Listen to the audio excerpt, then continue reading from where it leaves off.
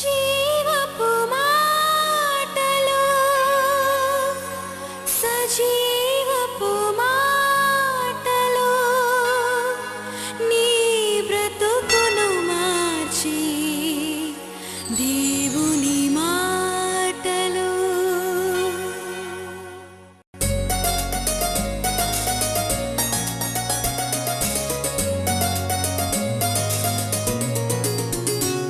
నిరాశలను తొలగించి జీవపు మాటలు నిరీక్షణను కలిగించి దేవుని మాటలు నిన్ను బ్రతికించి నిన్ను రక్షించి నిత్య జీవము నొసగే జీవపు మాటలు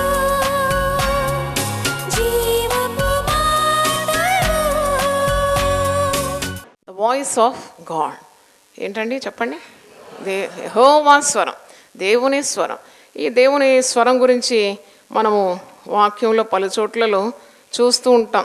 దేవుని స్వరము మరి ఆదికాండం 3వ అధ్యాయము 8వ వచనం నుండి దేవుని స్వరం అని మనకు కనబడుతుంది. మొట్టమొదట దేవుని స్వరం విన్న వ్యక్తి ఎవరు అన్నప్పుడు ఆదామవ్వలు విన్నట్టు మనం చూస్తున్నాం. ఆదికాండము 3వ అధ్యాయంలో 8వ వచనం చూడండి. చల్లపుటను ఆదామును అతని భార్యయు తోటలో సంచరించున్న దేవుడైన యెహోవా స్వరమును విని దేవుడైన యెహోవా ఎదుటికి రాకుండా తోట చెట్ల మధ్యను దాగుకొనగా, అంటే దేవుని స్వరం విన్నారు, భయపడ్డారు. వారు దేవుని ఎదుర్కొనలేక దాక్కుంటున్నారు. ఎందుకంటే పాపం అడ్డుగా నిలుస్తుంది.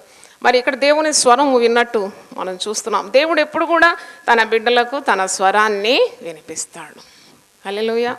మీ బిడ్డలు మీ స్వరాన్ని వింటారు. మీ పిల్లల్ని ఎంత ప్రేమగా పిలుస్తారు, ఎంత పేర్లు పెట్టి పిలుస్తారు. తల్లులైతే మరి చిన్న బిడ్డలను వడిలో ఎత్తుకొని అయ్యో ఎన్నెన్ని ముద్దు పేర్లు పిలుస్తూ ఉంటారు. బంగారం బంగారం అంటారు. అంత బంగారం ఏం కాదు, అయినా కానీ బంగారం అంటారు. అంటే ముద్దుగా దేవుడు పిలుస్తున్నాడు, గద్దింపుతో పిలుస్తున్నాడు.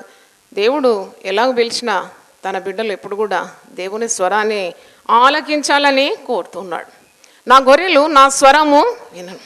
యోహాను సువార్త 10వ అధ్యాయము 27వ వచనంలో నా గొర్రెలు నా స్వరము వినును, అవి నన్ను వెంబడించును.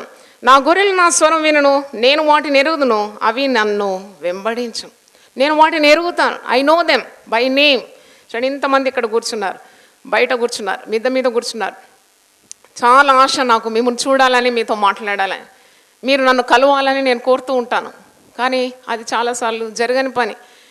మీ పేర్లు నాకు తెలియదు, కానీ దేవుని సన్నిధికి వచ్చినారు. మన ప్రధాన కాపరి అయిన యేసుకు మీ పేర్లన్నీ కూడా తెలుసు. పేరు పెట్టి మిమ్మల్ని పిలుస్తాడు. ఆయన స్వరము మీకు వినిపిస్తాడు. అందుకే మరి కీర్తనకారుడు అంటాడు కదా, యెహోవా నా కాపరి. ఆయన కాపరిగా ఉండి నడిపిస్తాడు. ఇక్కడ నా గొర్రెలు నా స్వరము వినను.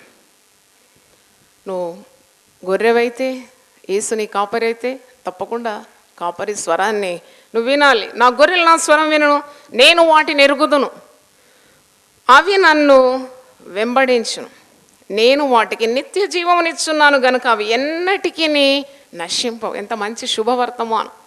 నీకు ఎన్నటికీ నాశనం ఉండదు, నీకు పతనం ఉండదు. ఎందుకంటే నువ్వు నీ కాపరి అయిన యేసు స్వరాన్ని వింటున్నావు. ఎన్నిసార్లు నువ్వు అనుకుంటావు అయిపోయింది, అంతే, మా కుటుంబం పాడైపోయింది, చెల్లా చెదరైపోయింది, మేము నశించిపోతున్నాము, అయ్యా నువ్వు ఎక్కడున్నావు, మా ప్రార్థనలు ఏమైపోతుందని అనుకుంటావు. కానీ నీకేం కాదు, నువ్వు భద్రంగా దేవుడు నిన్ను కాపాడుతాడు. దేవునికి స్తోత్రం. నీ దుడ్డు కర్ర నీ దండము నన్ను ఆదరించును. గాఢాంధకారపు లోయలో నేను సంచరించిన నేను ఏ అపాయము నాకు భయపడ. ఎందుకంటే యేసు స్వరాన్ని నేను వింటున్నాను, యేసు నన్ను ఎరుగును, నన్ను వెంబడిస్తున్నాను, ఆయన నాకు నిత్య జీవం ఇస్తాడు, నన్ను నశింపజేయడు అనే విశ్వాసం. ఎవడును వాటిని నా చేతిలో నుండి అపహరింపడు. ఎన్నెన్ని ఆశీర్వాదాలు దేవుని స్వరం వింటే, యేసు స్వరాన్ని వింటే, నువ్వు ఆయనను వెంబడిస్తే ఆయన నిన్ను ఎరుగుతాడు, ఆయన నిన్ను నడిపిస్తాడు, ఆయన నీకు నిత్య జీవం ఇస్తాడు. అలాగే ఆయన చేతిలో నుండి ఎవరు నిన్ను అపహరింపరు. మరి నీవు దేవుని స్వరాన్ని వినాలి. పరిశుద్ధ గ్రంథంలో యెషయా 21లో ఒక మంచి మాట చూడండి. యెషయా 30:21. మీరు కుడి తట్టైనను ఎడమ తట్టైనను తిరిగినను ఇదే త్రోవ, దీనిలో నడువుడి అని నీ వెనక నుండి ఒక శబ్దము నీ చెవులకు వినబడు. దేవుని స్తోత్రం. ఈ లోకంలో మన అడుగులు ఎలాగేయాలో మనకు తెలియదు. కొన్నిసార్లు ఉక్కిరిబిక్కిరైపోతాం, ఎటు తోచని పరిస్థితి. అయ్యో ఏమైపోతుంది నా బ్రతుకని నువ్వు అనుకుంటున్నావు, కానీ దేవుడు నిన్ను నడిపించే దేవుడు. ఆయన నీకు ముందుగా నడుస్తాడట. ఆయన స్వరం నీకు వినబడుతుంది. నువ్వు కుడితట్టు నీ చెవులకు ఒక శబ్దము వినబడుతుంది. ఇదే త్రోవ, దీనిలో నడుమని. ఎజెకియెలు గ్రంథం 1:28 నాతో మాట్లాడు ఒకని స్వరము నాకు వినబడేను అని ప్రవక్త అంటున్నాడు. నాతో మాట్లాడే ఒకని స్వరం నేను విన్నాను. దేవుడు ఎప్పుడు కూడా తన భక్తులను తన స్వరము చేత నడిపిస్తాడు. విశ్వాసులను తన స్వరం ఇచ్చి ఆయన నడిపిస్తాడు. పరమగీతం 2:14 నీ స్వరము ఎంత మధురము, నీ ముఖము మనోహరం. ప్రియుడు మాట్లాడుతున్నాడు ప్రియురాలితో. పరమగీతాల్లో ఉంది కదా, సంఘానికి మరి యేసు ప్రభువు సాదృశ్యంగా ఉన్న వచనాల్లో నీ స్వరం ఎంత మధురము, మరి నీ ముఖం ఎంత మనోహరము అని మనము చూస్తూ ఉన్నాం. కనుక దేవుని స్వరం కొరకు మనము వేచి ఉండాలి. కొన్నిసార్లు మరి సాతానుడు నిన్ను భ్రమ పెడుతుంటాడు, భయపెడుతూ ఉంటాడు, నీ తలంపులన్నీ చెదరగొడుతూ ఉంటాడు, నీకు అవిశ్వాసపు మాటలే నీ చెవులో ఊదుతూ ఉంటాడు. చూడండి, ప్రతి దినము నీకు కలిగే భయము అది దేవుని ద్వారా వచ్చే భయం కాదు. అది ఎవరి ద్వారా వస్తుందో భయము? సైతాను భయపెడుతున్నాడు.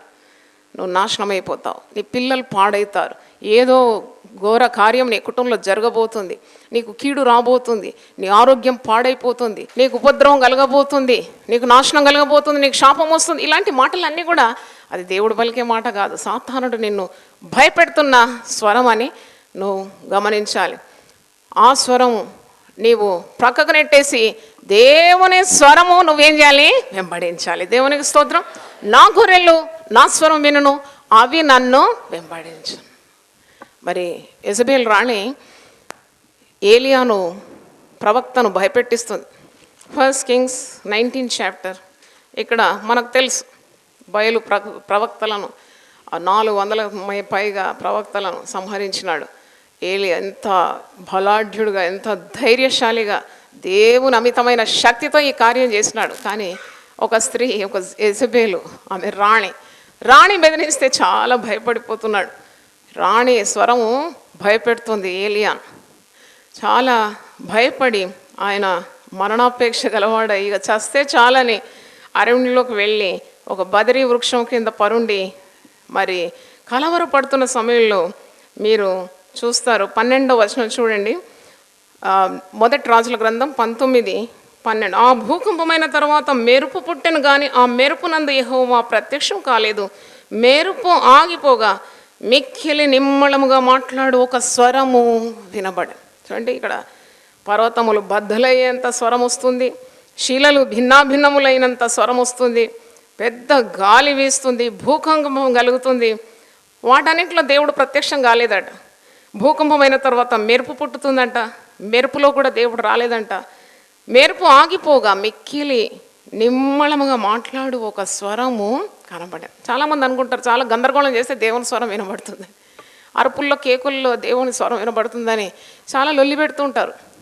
అంత లొల్లి అవసరం లేదు. దేవుడు చెవిటివాడు కాడు. నీ హృదయంలో ఉన్న అభిలాష కూడా ఆయన గ్రహిస్తున్నాడు. నువ్వు ఆయన స్వరం వినడానికి సిద్ధంగా ఉండాలి. ఆయన నిమ్మళంగా మాట్లాడుతున్నాడట ప్రవక్తతో. దేవుడు మాట్లాడే దేవుడని, సజీవుడైన దేవుడని వాక్యంలో ఉంది. విగ్రహములను పూజించే వారు మోసపోతారు, ఎందుకంటే వారు మొరపెడతారు కానీ ఆ విగ్రహములు జవాబు ఇవ్వవు. ముక్కులుంటాయి, వాసన చూడవు, చెవులుంటాయి, వినవు, నోరుండి కూడా మాట్లాడవు. కానీ మన దేవుడు సజీవుడైన దేవుడు, మాట్లాడే దేవుడు, పిలిస్తే పలికే దేవుడు. నువ్వు భయపడినప్పుడు నేనున్నాను, నీవు భయపడకు అంటాడు. భయపడకము, నేను నీకు తోడై ఉన్నాను, నీ కుడి చేతిని నేను పట్టుకున్నాను. ఇన్ని మాటలతో దేవుడు మనల్ని బలపరుస్తూ ఉంటాడు. నీకు దిక్కు తోచని సమయాల్లో నువ్వు దేవుని తట్టు చూడాలి. దేవా, నీ స్వరం నాకు వినిపించు, నాకు ఎటు తోచడం లేదు, నేనేం చెయ్యాలో నాకు తెలియదు, నా అడుగులు ఎటు వేయాలో నాకు అర్థం కావడం లేదు, నా కుటుంబం యొక్క పయనం ఎటో నాకు తెలియదు, నా పిల్లలు ఎటు పోతున్నారో నాకు తెలియదు నాయన, నా కుటుంబం పరిస్థితి నాకు బయలుపరచు, నీ స్వరము నాకు వినిపించు, నా సేవ గమనం ఏంటో నాకు తెలియదు, నువ్వు బయలుపరచు. లేక నీ ఉద్యోగంలో ఉన్న సమస్యలేమి, శత్రు బాధేమి, నీ ఆరోగ్య సమస్య ఏమి, దేవుని సన్నిధిలో ప్రార్థించినప్పుడు దేవుడు నీకు తన స్వరాన్ని వినిపిస్తాడు. దేవుని స్వరం ఎలా వినాలి అని అంటే, దేవుని స్వరం ఎన్నో రీతుల్లో నీ దగ్గరకు వస్తుంది. ఇప్పుడు మీరు ఎంత ప్రార్థించినారో దేవుడు ఈ వర్తమానం మీ కొరకు సిద్ధపరిచినాడు. వాక్య రూపంలో తన స్వరాన్ని మీకు వినిపిస్తున్నాడు. ఒకసారి హల్లెలూయా చెప్పండి. మీరు ప్రార్థించి ఉండొచ్చు, నాకేం తోచడం లేదు దేవా, ఈరోజు అమ్మగారు మాట్లాడినప్పుడు నాతో మీరు మాట్లాడండి. అప్పుడు దేవుడు తన స్వరం తన దాసుల ద్వారా వినిపిస్తున్నాడు. దేవుని సేవకులు, దేవుని అభిషక్తులు కేవలం దేవుడు వాడుకునే పాత్రలు. స్వరం ఎవరిది? దేవునిదే. దేవునికి స్తోత్రం, హల్లెలూయా. మరి దేవుడు నీతో మాట్లాడుతున్నాడు. నువ్వేమేమో చేయాలనుకుంటున్నావు, ఆగు. దేవుని స్వరాన్ని మొదట నీవు విను. ఒక లారీ వెళ్తుందంట, అతి వేగంగా వెళ్తుందంట. అక్కడ ఒక మరి రైల్వే క్రాసింగ్ ఉంది. ఒక ట్రైన్ వస్తుంది, అపాయం అపాయం అని ఆ యొక్క లారీలో ఉండేవారు డ్రైవర్కు చెప్తున్నారంట. ఆగు ఆగు, ట్రైన్ వచ్చి గుద్దుతుంది, జాగ్రత్త. అంటే ఏం పర్వాలేదు, అది వచ్చేలోగా నేను దాటుకుంటాను అన్నాడు. కానీ వెంటనే ట్రైన్ రానే వచ్చింది, ఈ లారీని గుద్దింది. లారీలో ఉన్నవారందరూ, డ్రైవర్ కూడా చనిపోయినారని వార్తల్లో నేను చూసినాను. మరి అంటే ఆగు ఆగు అన్నప్పుడు ఆ శబ్దం నీ చెవులకు వినబడినప్పుడు కొద్దిగా ఏం చేయాలి డ్రైవరు? ఆగాలి. అంటే కొన్నిసార్లు దేవుడు రకరకాలుగా మనతో మాట్లాడుతుంటాడు. సేవకుల ద్వారా మాట్లాడతాడు, వాక్యం ద్వారా మాట్లాడతాడు, కళల ద్వారా మాట్లాడతాడంట, స్వప్నముల ద్వారా మాట్లాడతాడంట. యోబు గ్రంథం ఒకసారి తీయండి. యోబు 33:14 దేవుడు ఒక్కమారే పలుకును, 2 మారులు పలుకును, అయితే మనుషులు అది కనిపెట్టరు. మంచం మీద కునుకు సమయమున గాఢ నిద్ర పట్టునప్పుడు, కలలో రాత్రి కలుగు స్వప్నములలో నరులు గర్విష్ఠులు కాకుండా చేయనట్లు, తాము తలసిన కార్యము వారు మానుకొని చేయనట్లు, గోతికి పోకుండా వారిని కాపాడినట్లు, కత్తి వలన నశింపకుండా వారి ప్రాణమును తప్పించినట్లు, ఆయన వారి చెవులను తెరవజేయును, వారి కొరకు ఉపదేశము సిద్ధపరచును. హల్లెలూయా చెప్పండి ఒకసారి. కొన్నిసార్లు పిచ్చి పిచ్చి కళలు అంటూ ఉంటారు, దానికి అర్థం ఉండదు. నీ వాక్యం ప్రకారము నీ కళ దేవుని వాక్యాన్ని ఆధారం చేసుకున్నట్టు తప్పకుండా దేవుడు మాట్లాడినాడనే ఆ నిశ్చయత నీకు కలుగుతుంది. దేవుడు మాట్లాడతాడు కళల ద్వారా, స్వప్నభావముల చేత నీకు మరి దేవుడు బుద్ధి పాఠాలు చాలా చెప్తాడు. నీ మీద దృష్టి ఉంచి నీకు ఆలోచన చెప్పి నీవు నడవవలసిన మార్గము నీకు నేను బోధిస్తాను. అంటే will instruct with his I. అంటే అలాగూ దేవుడు తన మందను తన స్వరం ఇచ్చి నడిపిస్తాడు.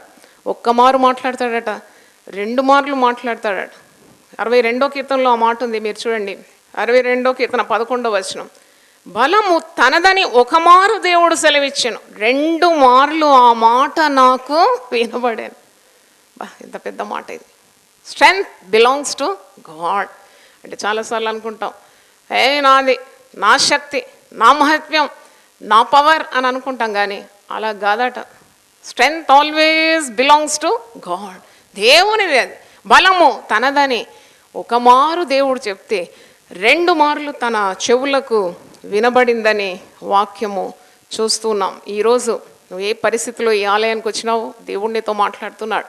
నేనేమి చేయాలి, నేను ఎక్కడికి వెళ్ళాలి, నాకెవరు ఆశ్రయం. కొన్నిసార్లు అనుకుంటావు కదా, అసలు వీటన్నిటిని, ఈ బాధలన్నిటి నుండి నేను పరిగెత్తుకొని ఎక్కడన్నా వెళ్ళిపోవాలి. అలా భక్తులు కూడా అనుకున్నారు, అయ్యో నాకు రెక్కలు ఉంటే ఎంత బాగుండు, ఈ సమస్యల నుండి నేను ఒక పక్షి వలె ఎగిరి వేరే చోటికి వెళ్ళిపోయేది. అని అలా కాదు, నువ్వు ఉన్న చోట్లోనే దేవుడే దిగి నీ దగ్గరికి వచ్చేస్తాడు. దేవునికి స్తోత్రం. నీకు సహాయం చేయవాడను నేనే, నువ్వు భయపడే అవసరం లేదు. నువ్వు నా స్వరం విను. ఈరోజు దేవుడు మాట్లాడుతున్నాడు, ఎటు తోచని పరిస్థితిలో నాకు దిక్కెవరని, నేను ఎవరిని ఆశ్రయించాలని, నేను ఏ అడుగు వేయాలని నువ్వు అనుకుంటున్నావేమో కానీ నీకు వినిపిస్తాడు. కొందరు వ్యాపారంలో అడుగు పెడతారు, దేవుని చిత్తం వెతకరు, దేవుని స్వరం వినరు, చాలా నష్టపోతారు. కొన్ని పెళ్ళిళ్ళు చేస్తారు, దేవుని చిత్తం ఎరగరు, దేవుని స్వరం వినకుండా చేసిన కాపురాలని మరి కూలిపోవడం మనం చూస్తున్నాం. అలాగే మరి ఒక ఉద్యోగం వెళ్తారు, దేవుని స్వరం వినరు, మళ్ళీ ఉద్యోగం మారుస్తూ ఉంటారు. ఇలా కాకుండా నువ్వు ప్రార్థన చేసినప్పుడు దేవుని యొక్క స్వరము నువ్వు వినాలి. నీ కుటుంబంలో కానీ, నీ సేవా జీవితంలో కానీ, దేవా నీ స్వరం నాకు వినిపించమని ప్రార్థన చేయాలి. దేవుడు మాట్లాడే దేవుడని. యెహోషాపాతు రాజు దిక్కులేని పరిస్థితిలో దేవునికి మొరపెట్టినప్పుడు దేవుడు తన స్వరాన్ని వినిపించి ఏమి చేయాలో అనే చక్కని ఆ తీర్మానాన్ని అనుగ్రహిస్తున్నట్టు చూస్తున్నాం. 2వ దినవృత్తాంతములు 20వ అధ్యాయం 12వ వచనం చూడండి. ఈ రాజు అంటే చిన్న రాజు, గొప్ప రాజులు పైబడుతున్నారు. ఏమి చేయాలనో తోచకుండా మరి ఉపవాస ప్రార్థన చాటించి ప్రజలందరితో కలిసి ప్రార్థిస్తున్నాడు. 2వ దినవృత్తాంతములు 20వ అధ్యాయం 12వ వచనం. మా దేవా, నీవు వారికి తీర్పు తీర్చవా, మా మీదికి వచ్చు ఈ గొప్ప సైన్యముతో యుద్ధము చేయుటకు మాకు శక్తి చాలదు. బలహీనంగా ఉన్నాడు. పెద్ద సైన్య బలము, గుర్రం బలము, రౌతు బలము ఏదీ లేదు. అయ్యా మాకేం తోచడం లేదు, మాకు శక్తి చాలదు, మేమేమి చేయాలో మాకేమీ తోచడం లేదు నీ అనే ప్రార్థన చేశాను. నువ్వు ప్రార్థన చేసినప్పుడు ఇలాంటి ప్రార్థన చేయాలయ్యా, మాకు దిక్కు ఎవరు లేరు, ఏ మనిషి స్వరం మాకు అవసరం లేదు, నీ స్వరం మాకు కావాలి. మా కుటుంబానికి దిక్కు నీవే, మా సేవకు దిక్కు నీవే, మా యొక్క ప్రతి పరిస్థితికి దిక్కు ఆధారము నీవే. ఈ రాజు ప్రార్థిస్తున్నాడు. రాజే ప్రార్థిస్తుంటే ఇక మన సామాన్య ప్రజలు ఇంకెంత ప్రార్థన చేయాలి. రాజే అంటున్నాడు నాకు దిక్కు లేదు, నీవే దిక్కు అని. మహారాజు దావీదు కూడా అంటాడు నీవే నాకు ఆశ్రయం. ఇలా ప్రార్థన చేసేవారు ఉన్నారా ఇక్కడ? నీవే మాకు దిక్కయ్యా, నాకు ఎటు దిక్కు లేదు. భర్తను చూస్తే మరి ఆయనకు ఏ తెలివి జ్ఞానం లేదు, పిల్లలు చూస్తే ఏ ఆధారం లేదు, ఎటు చూడాలనో తెలియదు, ఏ సహాయం ఎక్కడి నుండి లేదు, నీవే నాకు దిక్కు అని ఎంతమంది ప్రార్థన చేస్తున్నారా? అందరు ప్రార్థన చేస్తున్నారు. దేవునికి స్తోత్రం. నీవే మాకు దిక్కు, మాకు సహాయము నీవే అని నీవు ప్రార్థన చేయాలి. దేవుని స్వరము నిన్ను నడిపిస్తుంది. దేవుడు ఎప్పుడు కూడా నడిపిస్తాడు. దేవుడు నీకు ఆలోచన అనుగ్రహిస్తాడు. ఆయన ఆలోచనకర్త. ఆయన నీకు ఆలోచన, he will give you guidance, he will council you, he will lead you in the way you should go. మరి దేవుడు మరి నీకు ఆలోచన దయచేయాలని నువ్వు ప్రార్థన చేయాలి. నేను పరిశుద్ధ గ్రంథం నుండి ఒక 7 గురించి ఈరోజు క్లుప్తంగా మీతో మాట్లాడాలని ప్రభు నన్ను ప్రేరేపించినాడు.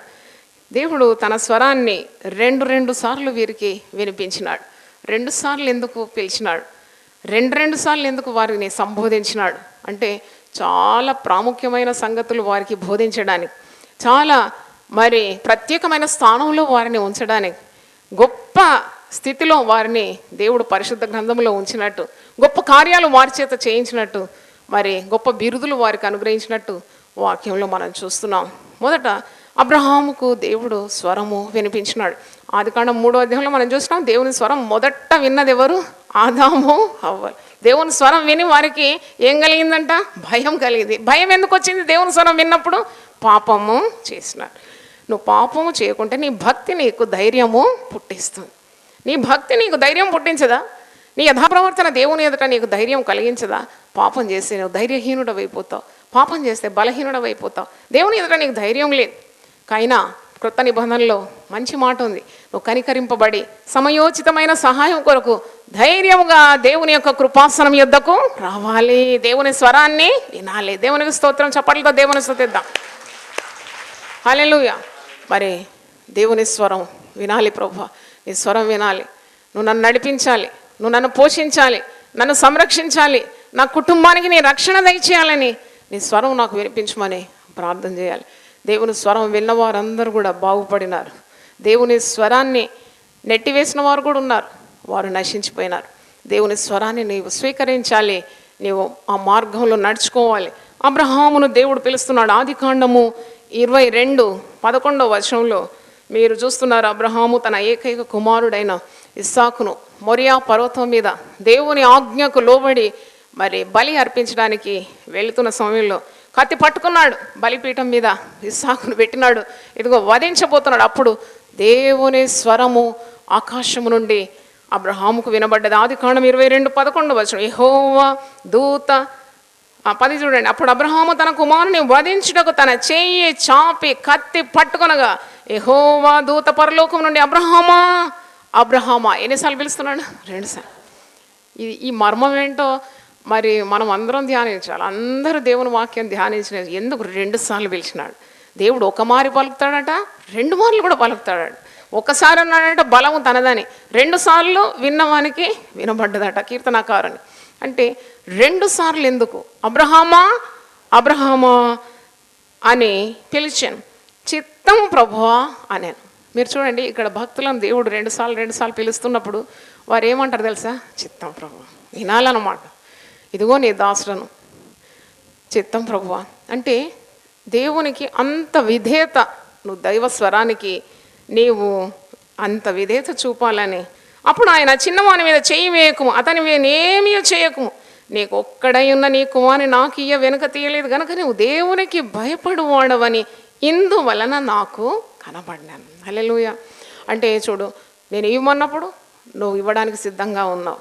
అది కూడా నీకు ఒక్కటే కుమారుడు, 25 సంవత్సరాలు వాగ్దానం కొరకు వేచి ఉండి పొందుకున్న ఈ కుమారుని నేను అడిగినప్పుడు ఇవ్వడానికి నువ్వు వెనక తీయలేదు కాబట్టి నువ్వు వధించిన అవసరం లేదు. అబ్రహమా, కత్తి నాకు అనిపిస్తుంది, ఒకవేళ దేవుని స్వరాన్ని ఉల్లంఘించి వినకుండా ఒకవేళ అబ్రహాం ఉన్నాడు అనుకోండి, తప్పకుండా ఆ రోజు ఇస్సాకు ఏమయ్యేది?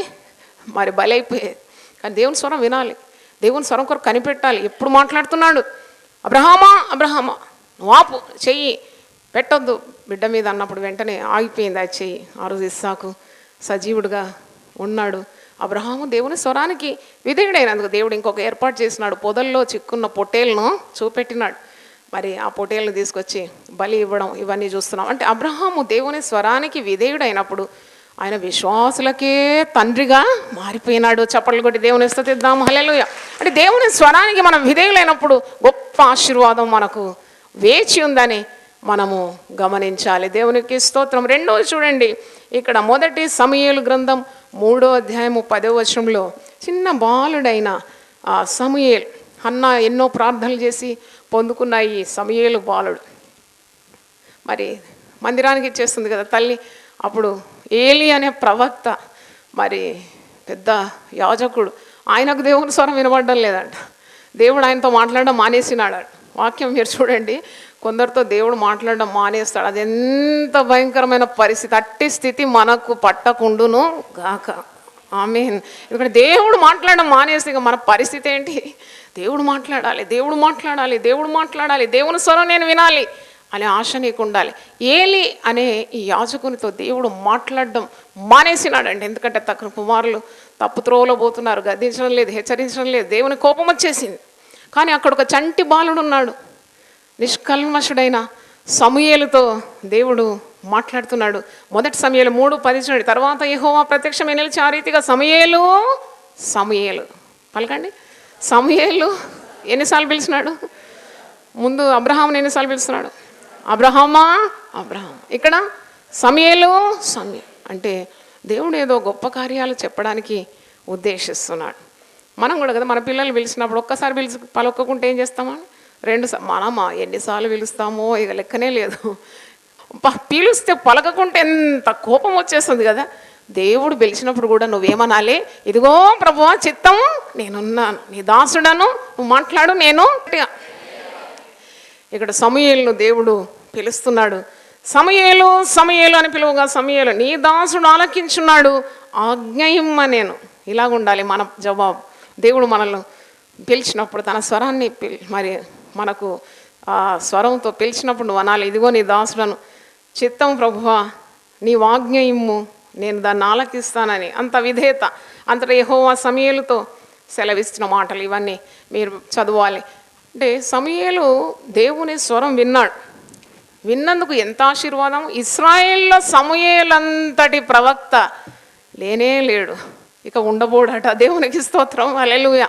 అంటే దేవుని స్వరము విన్నవారిని దేవుడు ఎంతగా ఆశీర్వదించాడు. అబ్రహామును దేవుడు ఆశీర్వదించాడు. విశ్వాసులకు ఆయన ఏమైనాడు? తండ్రిగా మారిపోయినాడు. ఇశ్రాయేల్లోకి వెళ్ళా గొప్ప ప్రవక్తగా సమూయేలు దేవుని స్వరం విని మారిపోయినట్టు చూస్తున్నాం.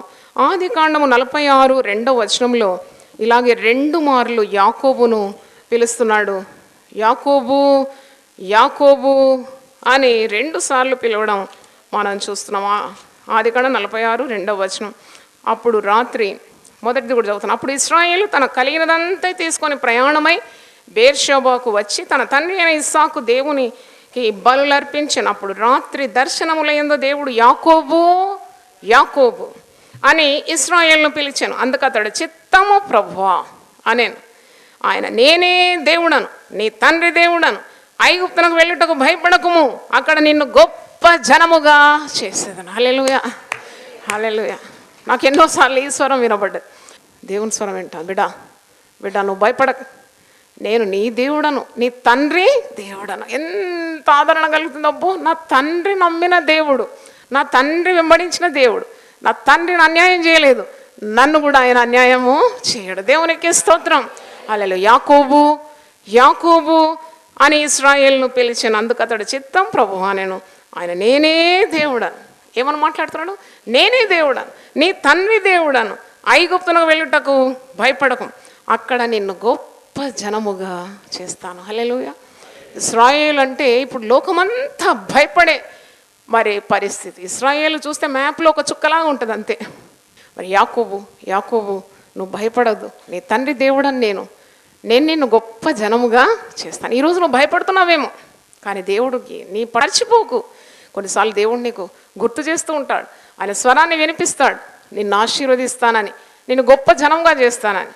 అప్పుడు సాతానుడు అంటాడు, ఏం లేదు అంతే, ఇంతటితోనే సమాప్తం అంటాడు. అయిపోయి నీ పని, నువ్వేం చేస్తావు? చూడండి, సాతానుడు ఎప్పుడు కూడా మన బలాన్ని, ధైర్యాన్ని, శక్తిని ఊడదీసేస్తాడు. కానీ ఎప్పుడు కూడా బలపరిచే దేవుడు మనకున్నాడు. దేవునికి స్తోత్రం.